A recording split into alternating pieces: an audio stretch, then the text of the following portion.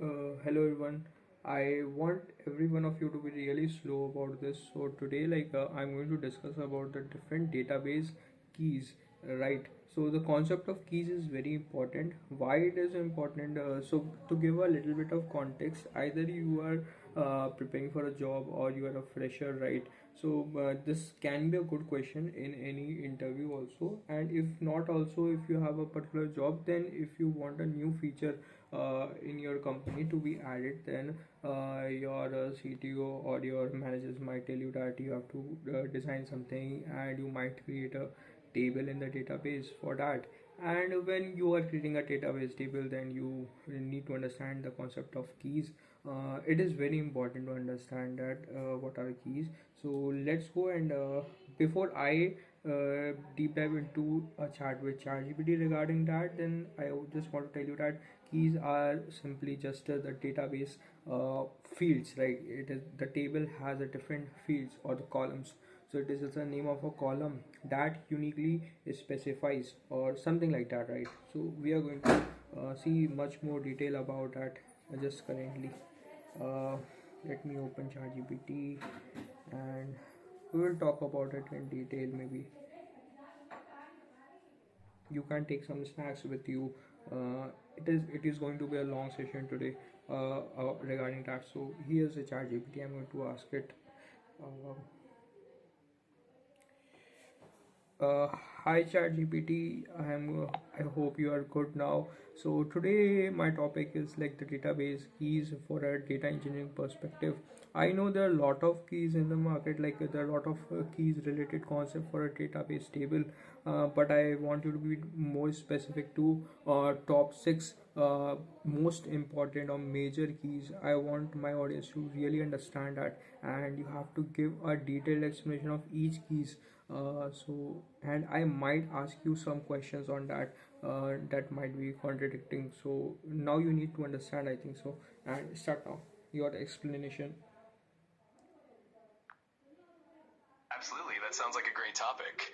When it comes to database keys, the top six usually include the primary key, foreign key, candidate key, super key, unique key, and sometimes the alternate key. I'll break them down one by one with some details.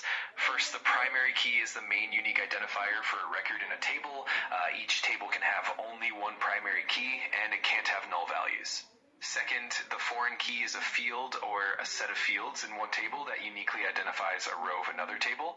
It creates a link between the two tables and helps maintain referential integrity. Third, the candidate key is any column or set of columns that can uniquely identify a record. A table can have multiple candidate keys, but only one of them is chosen as the primary key. Fourth, the super key is a set of one or more columns that can uniquely identify a record. Every primary key and candidate key is also a super key, but a super key can have extra columns. Fifth, the unique key ensures that all values in a column or set of columns are unique. It's similar to a primary key, but unlike the primary key, a unique key column can accept null values. Finally, the alternate key is any candidate key that is not chosen as the primary key. It's essentially a backup unique identifier. Feel free to ask any questions or dive deeper into any of these concepts. I know about one more key, that is a surrogate key. I'm not sure he discussed it in detail or not. I just wanted to ask about that. So ChatGPT, can you please tell me that what is a surrogate key and what is the importance of a surrogate key for a data engineering and warehouse perspective?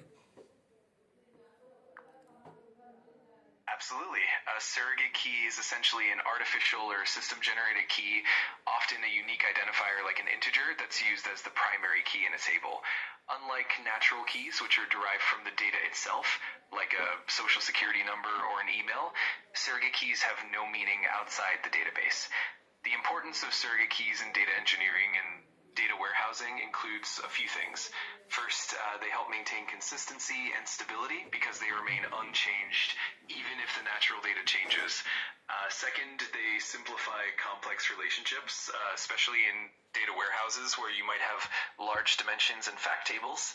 Third, surrogate keys improve performance because they're typically simple integers, making indexing and joins more efficient. Overall, surrogate keys are really useful in maintaining data integrity and simplifying the schema especially in large-scale data environments. Let me know if you'd like more details on any of these points. No, these points were great, I think so. Can you take an example of a banking system and then explain me some like our top three keys with examples for a banking system?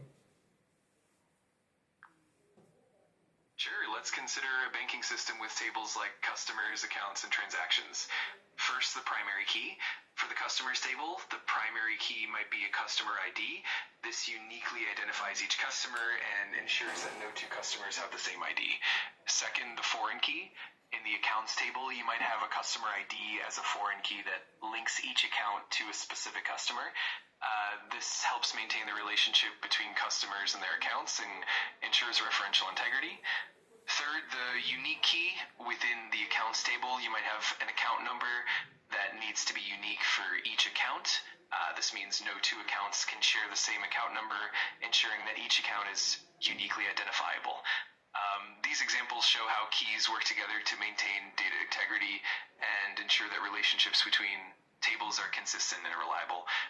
Let me know if you'd like more examples or details. Thank you very much. I think this was a pretty good explanation of like what ChatGPT thinks and what type of questions you can ask, and I hope you got a pretty much clear understanding of it. So I think let's go a little bit more in detail, like a little bit. Mm, just for a revision kind of thing. So a key is an attribute or a set of attributes. So we talked about it, right? There's an entity, and entity has different attributes that define an entity. So you are a person, and you have a name, or you have a job or a occupation that defines you. So these things are like attributes. So it is an attribute that helps uniquely identify or link or organize data in a database table. So it is kind of a unique set of attributes that uniquely define you or define a row in a database table. So next, like there are multiple, like I have a list of 14 keys right now, but all of them are not too important. So we will just I just asked ChatGPT to get me some major keys to understand. So it gave me like five important keys, very important keys. So they are primary key, foreign key, composite or compound key, so candidate key and surrogate key.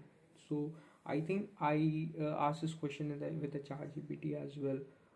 So like we can skip that part, and then there are some important but not very important. So important are alternate, unique key, natural keys, composite, foreign and super keys. um, in the next video, I'm just going to ask something like why it is important to understand the keys, even if you are in a company which has a good setup, right? There's two type of companies. They have a good company, like we have all technology set up already, and that there are startups or new companies where they are just developing something, developing product. Many people think, like I also thought that why it is important for me to understand.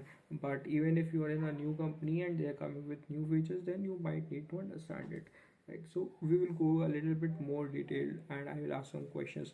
So I think the next video will be regarding that. uh, I hope you stay with me, and just let's talk about that more in the next video.